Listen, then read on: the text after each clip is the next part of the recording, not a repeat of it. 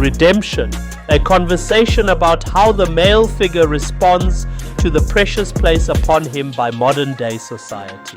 Join us as we discuss how we can positively impact and provide solutions. Welcome to Redemption, a show about discussing about fatherhood and seeing what we can do to solve some of the issues in society today. Today's silent crisis we are facing is around parental alienation, and professionals around the world seem to not take charge of this issue. What is the denialism around it? To what extent and at what cost? I'm Tumzani Mkiza, and today we have Gary Da Silva, who is a child welfare and family expert, who is going to tell us more about this parent alienation syndrome, denialism. Welcome, Gary. Thanks, gents. It's good to see you again. Thank you. Good to have you once again. Can you please just give us, a rundown on what parent alienation syndrome denialism is? Okay, so effectively what has happened with the parental alienation denialism, or a refuting that it exists, is that it's saying that it doesn't exist, and what the people that deny it, and I'm not going to use specific words because I don't want the show to be cancelled, but those people out there that believe that it is only possible for men to be violent and it's only possible for women to be victims. The sad reality is that there is a drive to say that parental alienation doesn't exist. Why is that? Because if you take a look originally, parental alienation was known as malicious divorced mother syndrome. Okay. Yeah. Why was it? Because it was mainly mothers in the main that were abusing their children through systemic indoctrination, intimidation, and violation of them mentally, psychologically, and physically. Okay. So what and I mean, like Reem Aslam from the from the World Health Organization, she sent out a request for comment on parental alienation. But she had already come to a foregone conclusion. If you read the request, there was already a denialism in that request for information. So it's people like this that are saying that parental alienation doesn't exist because mothers in the main are the main perpetrators. And this goes against the narrative that, women are these perfect little angels. And we're saying it's not about whether it's the mother or the father that's perpetrating it. It is about the child being violated. True. And as a result, and I'm sure we'll get into that later, there's knock-on effects around this denialism. Gary, that's actually a very, very powerful point. You mentioned on the impact it has on the children, which is ultimately the biggest loser here. What kind of impact does parental alienation cause on a child? Okay, so at a very short term, if you're talking about the child in the immediate, that child will experience sleep issues. It will experience some form of psychological issues. They may become aggressive at school. They will their their marks at school will be affected negatively. Okay, the child is excessively traumatized. Okay, and because they have to repeat a narrative that is not theirs, they are extremely traumatized. And if you have a look at the brain scans of traumatized children or abused children, okay, the brain scan of a child that is being alienated is entirely different to any other child that is being abused. So we can specifically point to the brain waves and how that child is internalizing that at a mental level. It is entirely different. So the trauma that the child suffers is immense, and the child is also taught to be dishonest and deceitful, and this obviously has a long-term impact in future life. Yeah, development of The development of the child. True. Yeah. It can also cause issues of the child's restarting to start bedwetting, and Sure. it just goes on and on and on, and it's just it beggars belief. We have in not just in South Africa, but on a global basis, there's all this thing. Oh no, we need to protect the children. We need to be looking after the children. Yeah. The fact that we as Fathers for Justice have pointed it out, the immense damage Yeah. that is done to children, and we've been talking to the government. I mean, like, forget about 2019 where I came on board, but we've been talking to the government for 22 years now. Wow. Sure. The fact that the government and the Department of Social Development and the Department of Justice does not want to recognize parental alienation says that the government and the Department of Social Development and the Department of Justice are complicit in the abuse. Sure. So, Gary, having heard what you've just mentioned, because we are speaking about the denial thereof. Correct. So, what would be the difference between past and past denialism? Because clearly, if government is denying it, and you've just mentioned that with the children, you see, the characteristics because of this. So, what would be the difference between the two? Because you've just mentioned that the child is the core figure that is being affected here. Yeah. Okay. So let me try and be as concise and precise about this as I possibly can. If we were all living in a bubble. Yes. Okay. And we didn't know there was no such thing as parental alienation. It hadn't been discovered yet. Yeah. Okay. If I was to take all the abuse by line item, Yeah. okay, and list it. If I was to take all the Domestic Violence Act, if I was to take the Criminal Procedures Act, if I was to take the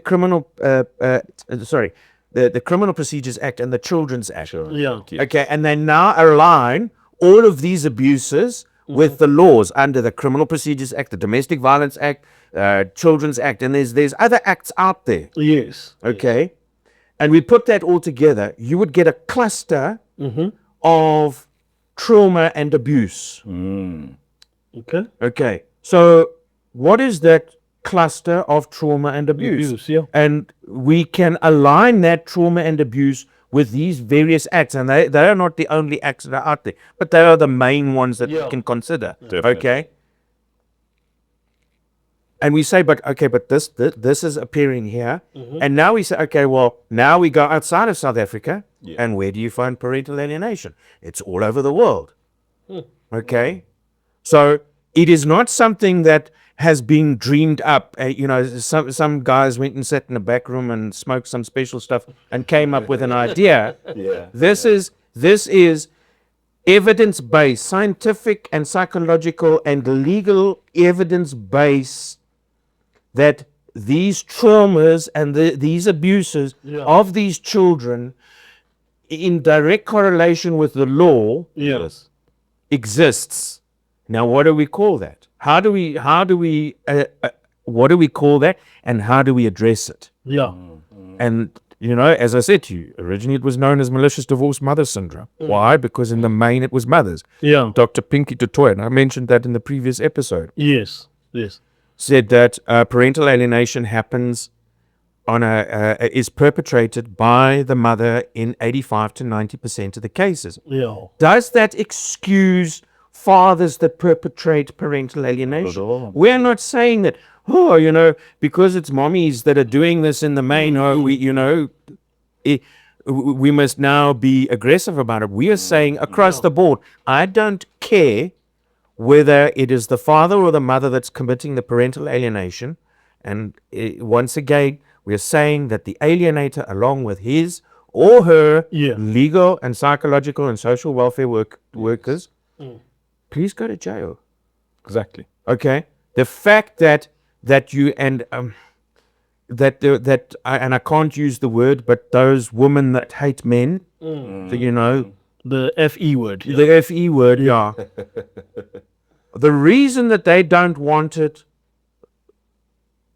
categorized in the DMS-5 and the C11, which is now how it's categorized by the World Health Organization, is because because now I will be able to say under the DMS-5 diagnosis that I have diagnosed PAS. Yeah. Yes. Okay. So now we can start saying, okay, but now we can start saying, okay, there's a diagnosis for PAS, and we can now start tracking it. The reason that the FE people don't want it is because, like I've said, it's in the main, it's the women. So we are quite happy as a society, because women are perpetrating this in the main, to let our children be abused. It makes you wonder. I mean, if Are they actually concerned? Sorry, I know. Are they actually concerned about the child, or the image that they're trying to portray? Yeah. Exactly. Yeah. You hit it right on the nail, because I was actually coming to that. Ultimately, the person that suffers the most here is the child. Yes. And we are not talking to, one specific gender. We are saying alienation is wrong altogether. Across the board. Altogether. Yeah. And you are raising a very, very pertinent point here to say, if this was focused mainly on men with such a high percentage, Correct. would we be denying it? No, we wouldn't. It would have already been classified. It would already been made. We would already have had law. There would have already been dads going to jail already. Yeah. And that's the bias. That's the bias. And so, and I want to make this point very strongly. I don't care who the abusive alienator is. True. I want to check. There must be a check, and there must be some form of retribution action, and there must also be some form of, we need to, because what we should be focusing on, and that's the point I'm trying to make here, is what we should be focusing on here is the treatment and the prevention and the treatment of the child. It shouldn't even be happening to begin with. No. So Gary, I mean, having mentioned the laws that are classified within our law, Yes. for this particular unrecognized syndrome. Correct. You mentioned that the DSM-5 and the international classification diseases according to Yes. the World Health Organization. Correct. Is there a legal definition for this? For this No, there is not. pandemic? No, and it's not a legal definition. It is a psychological definition. Okay. Okay. Difference being. Okay. So from a if we say, I'm trying to not use words here because I don't want to get that. We understand. Okay, so if I was to take the graping of somebody, there's a medical definition, and out of the medical definition, I have now got a criminal, or not necessarily a criminal. A criminal and a legal definition. Yeah. And upon with the medical, the criminal, and the legal definition, I can now bring in restorative and retributive action in it. Yeah. Okay. Yes. Okay. Yeah. Which is what we want initially, but because now, hence they're not defining it legally. Yeah. So they have loosely determined Yeah. as household domestic unsettlement, I think is the words of Wow. Oh. Okay. So this is parent against parent and child. Yeah. Still that's affected but not involved. Yeah. So there's a very loose definition Yeah. within the DMS-5. Okay. What is the definition of household unrest and disturbance? That is so broad. Just even. I mean, like, how big does this brush actually need to be? Yeah. Okay. Yeah. So the point that we're making is that if the World Health Organization is actually once again themselves complicit in the abuse of children by not recognizing parental alienation, and I along with Dr. Bennett, who is like a worldwide specialist on parental alienation. We collectively sent in our objection. Well, we sent in our responses. Yeah. Yeah. And I mean, like, I wrote as an activist, but I mean, like, there are psychologists, world-renowned psychologists, Yeah. saying that your denialism and denouncement of PAS is affecting children. And by and Reem Aslam, who is the person that is driving this, Yeah. I mean, she is aiding and abetting by the denialism of child abuse. The World Health Organization is guilty of child abuse. Yes. True. Yeah. And as a result, we can't. So I mean, like, I've tried my best to educate the government, okay, but you can't get any movement because what is the true definition of parental alienation? And the longer that we allow this to continue, more children are going to get abused, and then then we start looking at the results as adults, but alienated children that are now adults. Welcome back to Redemption, guys. And we're here again with Gary, who's talking parental alienation syndrome. Now, earlier you were talking about how there isn't much from our government side of things. And we really need to call this out. I mean, what else do we need to do? From your end as Fathers for Justice, what have you done to engage with government, to engage with certain officials, to engage with the minister, to actually come and support this issue? Okay. So let me see if I can list it from the top. So we obviously responded to the original request by the Department of Social Development on the Children's Act. And as part of that, we highlighted the urgency around parental alienation. Yeah. I don't think that there is a communication from me subsequent to that to Minister Bridget Masongo, who is the portfolio committee head to the Department of Social Development around the changes to the Children's Act. I mean, and in there we listed our list of things that we want to see changed. One of which is the criminalization of parental alienation, and that the parent, along with his or her lawyer, advocate, psychologist, we go to jail. Okay, we're not playing games with this any longer. So there's Mrs. Bridget Masongo, and then obviously when the new minister and deputy minister Minister Hendricks, I wrote to them and I sort of like gave them a brief overview. This is what we've done. This is the changes that we want. When can we meet directly with you to understand what are you doing about this? Okay. I haven't even had an acknowledgement of receipt. Wow. Okay. But I watch them every day, running around the country, doing all these things, the Department of Social Development. They do not come anywhere near fathers' rights and responsibilities. And I comment regularly on Facebook when they are doing these shows. No, but I'll be honest, I did get one response, and they said, we need to sit down and talk to you. I said to them, guys, I'm talking at ministerial level. Can we speak to the minister and the deputy minister? Silence. And that was about 1.5 years ago. So, the thing is that there was a report that came out about them doing the changes around the Children's Act, because there's a parliamentary, you get the updates from Parliament of what's going on in various committees. Okay. They are looking to only start now at the end of March. And they want to go to government in June to now extend it. And I said to them, but guys, we have repeatedly offered you our assistance. You're ignoring us. And once again, no response. There was now another report that came out about the things that they've achieved so far. So it was a report of what they've achieved since, I think it was October of last year. Not a single word was written in that thing, and I can send it to you guys. Not a single word was mentioned about fathers. Forget about all the rest. I sent them a report. I sent them an email, and I said to them, guys, please, you can't dismiss this. Okay. When are you going to engage us?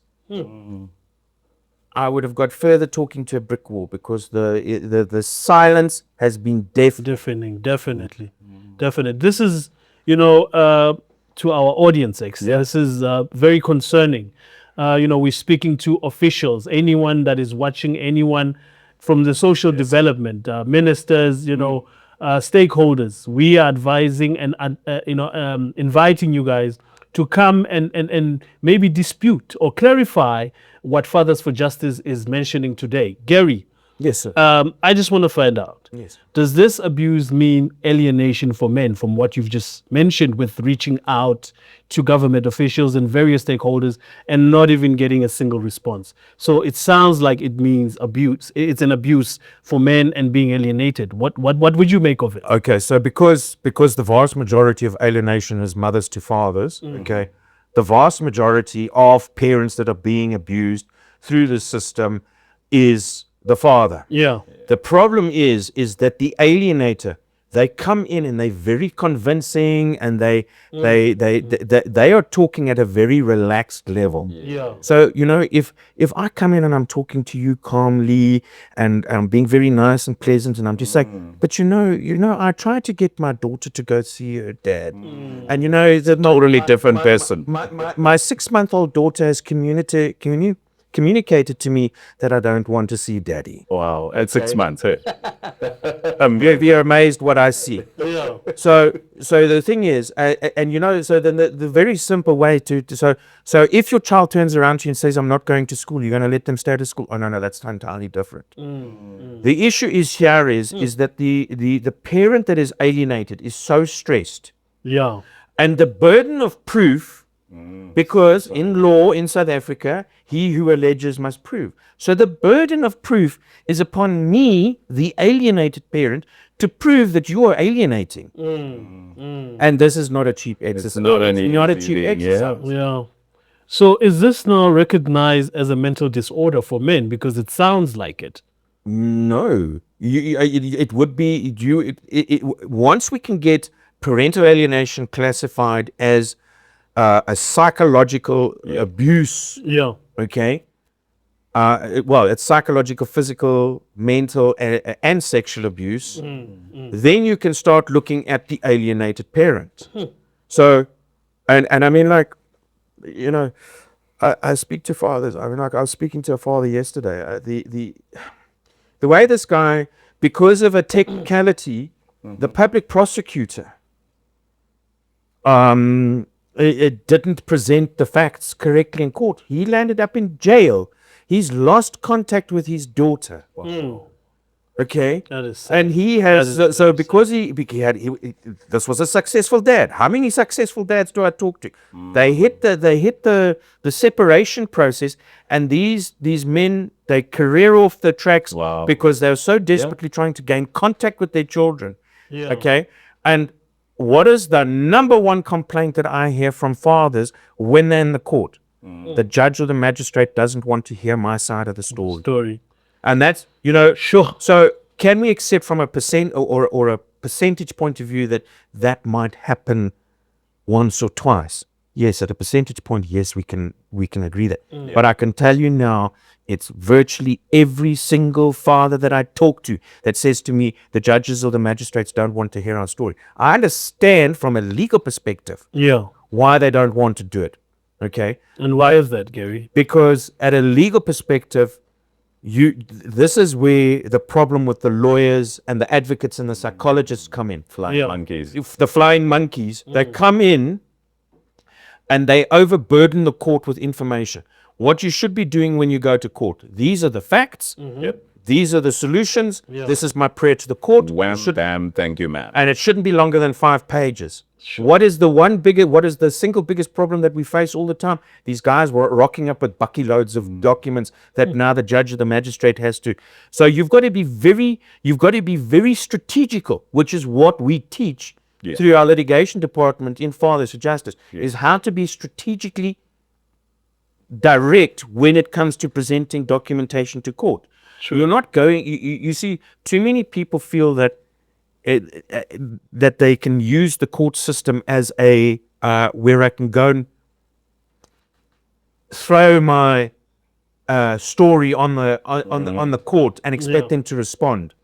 So the bottom line is that the abuse of fathers is there. It's not recognized because we haven't recognized parental alienation. Yeah. And then you run around with all these abused children, these abused men, and what are those children growing up into? What the pull through now is that we are now seeing that those children that have been alienated end up being alienators. Wow. Wow. So it's a vicious cycle. It's a vicious cycle. Definitely a vicious cycle. So, I mean, having said that, Gary, in your own, understanding, having dealt with so many cases, and as a representative, an expert in child welfare, family law, as Fathers for Justice, should professionals dealing with pairs be exclusively trained in the field? 1 trillion billion gazillion % yes. They should, and there needs to be, we need to be holding the professionals, the lawyers, the advocates, etc. They need to be held absolutely, directly, personally and professionally responsible and liable. Yeah. If they get a parent coming into their offices and they say, that the evidence is there to prove that there's alienation, or I as an alienated parent come back and I allege alienation. Look, it's like with everything. Everybody calls everybody a narcissist these days. So you can't trust at face value what I'm saying to you. Okay?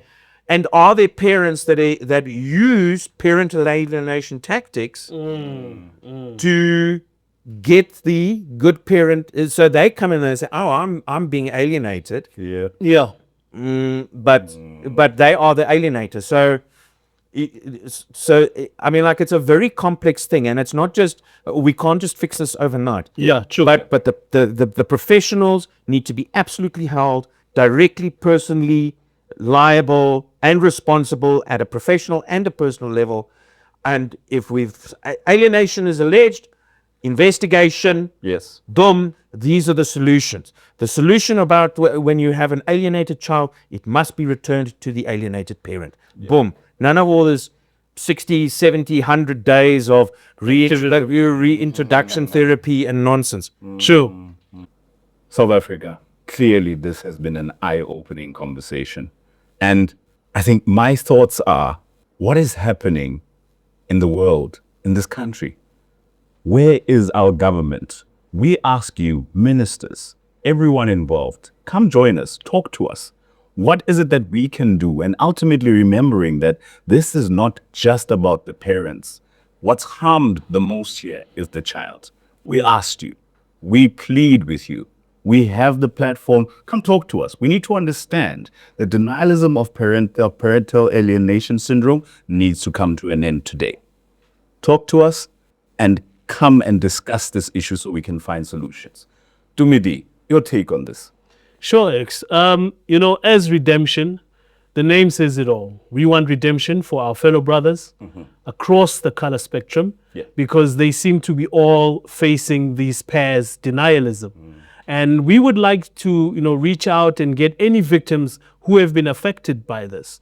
We would like to refute, the claims by Fathers for Justice from Mr. Gary Da Silva. Anyone that has a story, anyone that, says that maybe Mr. Da Silva is just, shooting blanks, we would like to invite you. And we would have Gary as well to come and then defend Fathers for Justice in the work that they're doing. We would like you guys to leave a comment below on our page, on our comment section. We also have links to Fathers for Justice and other links that will then lead you, to the many stakeholders that are dealing with such issues. And as Redemption, we thank you for joining us today. See you next time. Redemption, a conversation about how the male figure responds to the precious place upon him by modern day society. Join us as we discuss how we can positively impact and provide solutions.